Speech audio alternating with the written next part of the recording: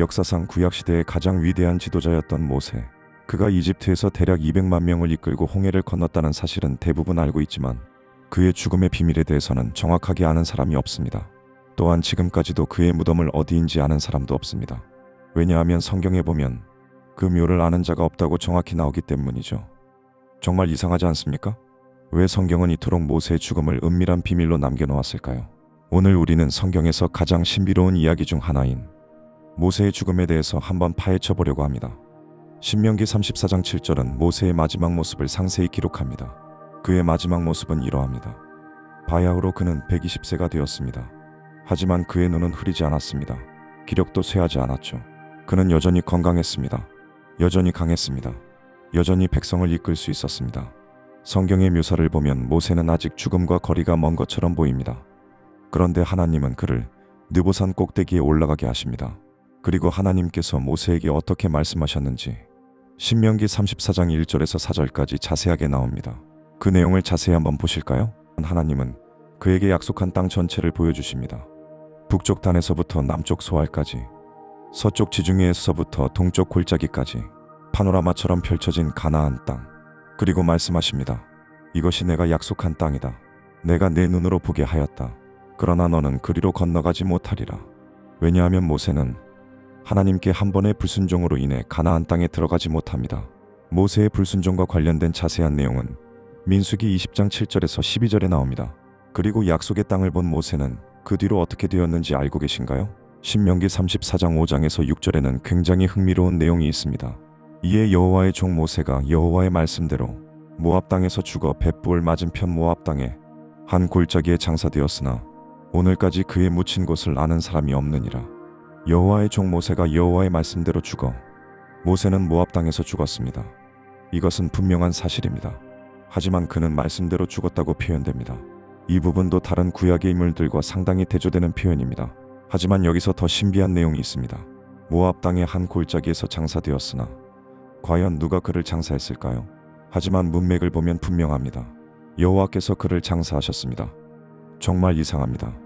성경 역사상 이런 일은 단 한 번도 없었습니다. 사람의 조상 아담이 죽었을 때 그도 사람들이 장사했습니다. 믿음의 조상 아브라함이 죽었을 때 그도 이삭과 이스마엘이 장사했습니다.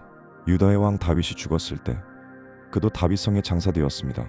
그러나 모세는 하나님이 직접 장사하셨습니다. 그리고 그의 무덤은 영영 감춰졌습니다. 오늘까지 그의 묻힌 곳을 아는 사람이 없느니라. 왜일까요? 왜 하나님은 그의 무덤을 감추셨을까요? 우리는 이 답의 힌트를 유대 전승에서 찾을 수 있습니다. 유대 전승은 이 질문에 대해 흥미로운 답을 제시합니다. 미드라시 신명기 라빠 11장 10절에는 이런 기록이 있습니다. 모세의 영혼은 하나님의 입맞춤으로 떠났다. 그의 죽음은 고통이 아니라 사랑이었다. 하나님이 직접 그의 영혼을 거두셨다는 것입니다. 마치 사랑하는 자를 품에 안듯이요. 그리고 그의 시신을 직접 안장하셨습니다. 왜 하필 모세의 죽음만 하나님께서 직접 장사하셨을까요? 왜 아무도 그의 죽음을 직접 보지 못했을까요? 하나님은 어느 누구도 그 장소를 알 수 없게 하셨죠. 그런데 여기서 더 놀라운 일이 벌어집니다. 신약 성경 유다서 1장 9절을 보면 모세의 죽음에 대해서 다시 한번 언급합니다. 천사장 미가엘이 모세의 몸을 두고 마귀와 다투어 변론할 때에 감히 비방하는 판결을 내리지 못하고 다만 말하되 주께서 너를 꾸짖으시기를 원하노라 하였거늘 천사장 미가엘이 모세의 시체를 두고 마귀와 싸웠다는 것입니다. 이게 무슨 말일까요? 모세는 이미 죽었습니다. 이미 장사되었습니다. 그런데 왜 천사와 마귀가 다투는 것일까요? 유독 다른 인물들과는 다르게 모세의 죽음에는 구약과 신약 둘 다에 많은 비밀이 숨겨져 있습니다. 하지만 여기에는 모세의 죽음보다 더 큰 비밀이 숨겨져 있습니다. 그는 죽고 난 뒤에 누군가와 반드시 만나야만 했습니다. 그 비밀을 말씀드리기 전에 우리는 또 다른 한 사람을 알아야 합니다. 모세가 죽은 후 약 700년 후 북이스라엘의 한 예언자가 나타납니다. 그의 이름은 엘리야. 그는 하나님의 불을 갈멜산에 내렸고 450명의 바알 선지자를 물리쳤으며 왕 앞에서도 두려워하지 않았습니다. 그리고 그의 마지막 순간 놀라운 일이 벌어집니다. 불수레, 불말들, 회오리바람. 엘리야는 죽지 않았습니다. 그는 생명의 한계를 넘어 하늘로 들려 올라갔습니다. 살아있는 상태로. 이것은 역사상 두 번째 사건입니다. 첫 번째로 죽지 않은 자는 에녹이었습니다. 에녹은 365세에 하나님과 동행하다가 사라졌습니다. 죽음을 보지 않고요. 그리고 엘리야가 두 번째였습니다. 하지만 엘리야의 경우는 에녹과 다르게 특별했습니다. 왜냐하면 그는 다시 올 것이라는 예언이 있었기 때문입니다. 말라기 4장 5절에서 6절에는 이렇게 예언되어 있습니다. 보라, 여호와의 크고 두려운 날이 이르기 전에 내가 선지자 엘리야를 너희에게 보내리니 그가 아버지의 마음을 자녀에게로 돌이키게 하고 자녀들의 마음을 그들의 아버지에게로 돌이키게 하리라. 돌이키지 아니하면 두렵건대 내가 와서 저주로 그 땅을 칠까 하노라 하시니라. 말라기는 구약의 마지막 책입니다. 하나님은 말씀하셨습니다. 여호와의 크고 두려운 날이 이르기 전에 내가 선지자 엘리야를 너희에게 보내리라. 엘리야는 다시 올 것이었습니다. 유대인들은 이 예언을 기억했습니다. 지금도 그들은 6월절마다 엘리야를 위한 빈 의자를 준비했습니다. 그가 언젠가 돌아올 것을 믿었기 때문입니다. 그렇다면 왜 엘리야는 죽지 않았을까요? 왜 하나님은 그를 살아서 하늘로 데려가셨을까요? 그리고 모세와 엘리야, 두 사람과 얽힌 비밀이 있을까요? 이 두 사람은 무슨 관계가 있을까요? 모세는 죽었지만 무덤이 감춰졌습니다. 엘리야는 죽지 않고 하늘로 올라갔습니다. 두 사람 모두 보통 사람들과 다른 방식으로 이 땅을 떠났습니다. 왜일까요? 그들은 누군가를 기다리고 있었습니다. 구약 성경은 크게 두 부분으로 나뉩니다. 각각 율법과 예언, 토라와 네비임, 모세오경과 예언서, 그리고 이 두 부분을 대표하는 인물이 바로 모세와 엘리야입니다. 모세는 율법의 상징입니다. 엘리야는 예언의 상징입니다. 모세는 시내산에서 십계명을 받았습니다. 그는 율법을 받았고 율법을 기록했고 율법을 가르쳤습니다. 신명기 전체가 모세의 설교입니다. 그는 죽기 전 이스라엘 백성에게 율법을 다시 한번 선포했습니다. 신명기 34장 10절은 다음과 같이 말합니다. 그 후에는 이스라엘에 모세와 같은 선지자가 일어나지 못하였나니 모세는 여호와께서 대면하여 아시던 자요. 모세와 같은 선지자가 일어나지 못하였다. 그는 유일했습니다. 하나님과 대면하여 말한 유일한 사람이었죠. 그리고 엘리야, 그는 예언의 상징입니다. 열왕기상 17장부터 열왕기하 2장까지 엘리야의 사역은 하나님의 말씀을 선포하는 것이었습니다. 가뭄을 예언했고 불을 내렸고 빗소리를 들었으며 왕들에게 심판을 선포했습니다. 그러자 하늘에서 불이 내려왔고 재물과 나무와 돌과 흙을 태웠으며 도랑의 물까지 말랐습니다. 이것이 예언자의 권능이었습니다. 모세는 율법, 엘리야는 예언. 그렇다면 유대인들은 이 둘을 어떻게 이해했을까요? 유대 묵시문화, 특히 에녹스와 모세의 승천서에는 이런 전승이 전해집니다. 모세와 엘리야는 메시아의 날에 다시 나타나 그 길을 예비할 것이다. 다시 나타난다. 그들의 사라짐은 끝이 아니었습니다. 그들은 언젠가 돌아올 것이었습니다. 언젠가는 메시아를 위해, 또한 메시아를 증거하기 위해. 유대인들은 이것을 믿고 있습니다. 또한 그들은 기다렸습니다. 율법의 대표자와 예언의 대표자가 다시 나타나 메시아를 확증해 줄 그날을요. 이제 우리 이야기는 모세의 죽음의 마지막 비밀의 끝에 다 왔습니다. 마태복음 17장을 보면 정말 놀라운 사건이 발생합니다. 하루는 예수께서 세 제자를 데리고 높은 산에 오르십니다. 베드로, 야고보, 요한. 그리고 이 사건이 얼마나 중요한지, 그리고 반드시 성취되어야만 하는 사건이었는지 우리는 아무도 몰랐습니다. 마태복음 17장 1절에서 3절을 보면 엿새 후에 예수께서 베드로와 야고보와 그 형제 요한을 데리시고 따로 높은 산에 올라가셨더니 그들 앞에서 변형되사 그 얼굴이 해같이 빛나며 옷이 빛과 같이 휘어졌더라.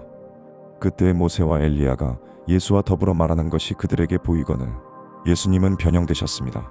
예수님의 얼굴이 해같이 빛났습니다. 옷이 빛과 같이 휘어졌습니다. 제자들은 눈을 들 수 없었을 것입니다. 그 영광이 너무 컸으니까요. 그리고 그때 두 사람이 나타났습니다. 모세와 엘리야. 모세는 다시 땅에 서 있었습니다. 1400년 전에 느보산에서 사라졌던 그 사람이 지금 다시 살아있는 사람들 앞에 섰습니다. 엘리야는 다시 내려왔습니다. 하늘로 올라갔던 그 예언자가 다시 땅으로 돌아왔습니다. 죽은 자와 산 자가 함께 섰습니다. 구약을 대표하는 두 인물, 율법과 예언이 함께 섰습니다. 그리고 그 가운데 예수님이 계셨습니다. 모세의 무덤은 감춰졌고 엘리야는 하늘로 올랐습니다. 예수님은 그 둘을 하나로 잇는 부활이 되셨습니다. 누가복음 9장 30절에서 31절에는 그들이 무엇을 이야기했는지 기록합니다. 그 내용은 다음과 같습니다. 문득 두 사람이 예수와 함께 말하니 이는 모세와 엘리야라. 영광 중에 나타나서 장차 예수께서 예루살렘에서 별세하실 것을 말씀하더라. 별세, 헬라어로 엑소도스. 이것은 단순히 죽음을 의미하는 단어가 아닙니다. 엑소더스, 출애굽. 예수의 십자가는 새로운 출애굽 사건이었던 것입니다. 모세가 이스라엘을 애굽에서 이끌어낸 것처럼 예수는 인류를 죄에서 이끌어내실 것이었습니다. 모세가 홍해를 가른 것처럼 예수는 죽음을 가르실 것이었습니다. 모세가 광야에서 만나를 내린 것처럼 예수는 하늘에서 내려온 참떡이셨습니다. 모세와 엘리야가 그곳에 나타난 이유가 바로 이것이었습니다. 그들은 증인이었습니다. 율법이 증거했고 예언이 확증했습니다. 이분이 바로 그분이다. 우리가 기다렸던 그 메시아다. 그리고 베드로가 말했습니다. 마태복음 17장 4절을 보면 베드로는 초막셋을 짓고 싶어 했습니다. 하나는 예수님을 위해, 하나는 모세를 위해, 하나는 엘리야를 위해. 그는 이 순간을 붙잡고 싶었습니다. 이 영광을 오래 보고 싶었던 것이죠. 하지만 그는 무엇을 말하는지 몰랐습니다. 그때 구름이 그들을 덮었습니다. 더 이상 모세의 말이 아닙니다.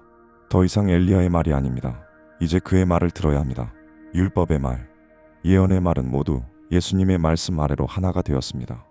마태복음 17장 6절에서 8절에는 다음과 같이 말합니다. 제자들이 듣고 엎드려 몹시 두려워하니 예수께서 나와 그들을 만지시며 이르시되 일어나라 두려워하지 말라 하시니 제자들이 눈을 들고 보매 오직 예수 외에는 아무도 보이지 아니하더라. 모세가 사라졌습니다. 엘리야도 사라졌습니다. 오직 예수만 남으셨습니다. 이것이 변화산의 메시지였습니다. 율법도 필요했고 예언도 필요했습니다. 하지만 이제 그 모든 것이 예수님 안에서 완성되었습니다. 요한복음 1장 17절 율법은 모세로 말미암아 주어진 것이요 은혜와 진리는 예수 그리스도로 말미암아 온 것이라. 율법은 모세로 말미암았습니다. 은혜와 진리는 예수 그리스도로 말미암았습니다. 모세가 가나안에 들어가지 못한 이유가 이제 분명해집니다. 율법으로는 약속의 땅에 들어갈 수 없었던 것입니다. 오직 은혜로만, 오직 예수 그리스도로만 들어갈 수 있었습니다. 그래서 모세는 기다렸던 것입니다. 1400년을 기다렸습니다. 그 약속의 주인을 만나기 위해서요. 우리는 지금까지 누구도 말해주지 않았던 비밀에 대해서 파헤쳐 보았습니다. 느보산에서 시작해 변화산으로 끝나는 여정. 모세는 느보산에서 약속의 땅을 보았지만 들어가지 못했습니다. 그의 무덤은 감춰졌고 그의 시신은 사라졌습니다. 천사와 마귀가 그의 몸을 두고 다투었지만 하나님의 은혜가 그를 지켰습니다. 또한 엘리야는 죽지 않고 하늘로 올라갔습니다.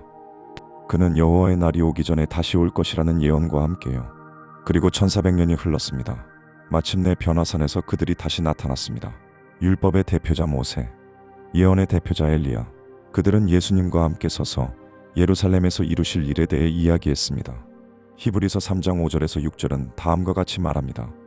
또한 모세는 장래에 말할 것을 증언하기 위하여 하나님의 온 집에서 종으로서 신실하였고 그리스도는 하나님의 집을 맡은 아들로서 그와 같이 하셨으니 우리가 소망의 확신과 자랑을 끝까지 굳게 잡고 있으면 우리는 그의 집이라. 모세는 종으로 신실했습니다. 그리스도는 아들로 신실하셨습니다. 종은 집을 지킵니다. 하지만 아들은 집을 소유합니다. 모세는 율법을 전했습니다. 하지만 예수는 율법을 완성하셨습니다. 모세의 무덤이 감춰진 이유가 이제 분명해집니다. 그의 죽음은 끝이 아니라 유보였습니다. 그는 약속의 땅에 들어가지 못했지만 약속의 왕을 만났습니다. 느보산에서 가나안을 바라보았지만 변화산에서 가나안을 주실 분을 만났습니다. 로마서 10장 4절은 다음과 같이 말합니다. 그리스도는 모든 믿는 자에게 의를 이루기 위하여 율법의 마침이 되시니라. 율법의 마침, 헬라어로 텔로스. 이것은 끝이라는 뜻이기도 하지만 목표, 완성이라는 뜻이기도 합니다. 예수님은 율법의 끝이 아니라 율법의 목표셨습니다. 또한 완성이시기도 합니다. 율법은 예수님을 가리키고 있었던 것입니다.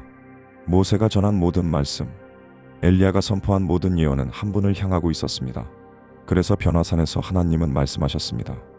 이는 내 사랑하는 아들이니 너희는 그의 말을 들으라. 더 이상 모세의 율법을 듣지 말라는 것이 아닙니다. 더 이상 엘리야의 예언을 듣지 말라는 것이 아닙니다. 그들의 말을 그분 안에서 들으라는 것입니다. 오늘 우리는 하나의 비밀을 풀었습니다. 모세의 무덤이 감춰진 비밀, 엘리야가 죽지 않은 비밀, 그들이 다시 나타난 비밀. 그 모든 비밀의 답은 한 분이었습니다. 예수 그리스도, 율법의 완성자, 예언의 성취자, 약속의 주인. 모세는 느보산에서 사라졌으나 변화산에서 다시 나타났습니다. 그는 가나안에 들어가지 못했지만 약속의 왕을 직접 만났습니다. 인간의 끝에서 하나님의 이야기가 시작되었습니다. 그리고 그 이야기는 지금도 계속되고 있습니다. 율법은 모세로 말미암아 주어진 것이요 은혜와 진리는 예수 그리스도로 말미암아 온 것이라. 시청해 주셔서 감사합니다. 구독과 좋아요 부탁드립니다.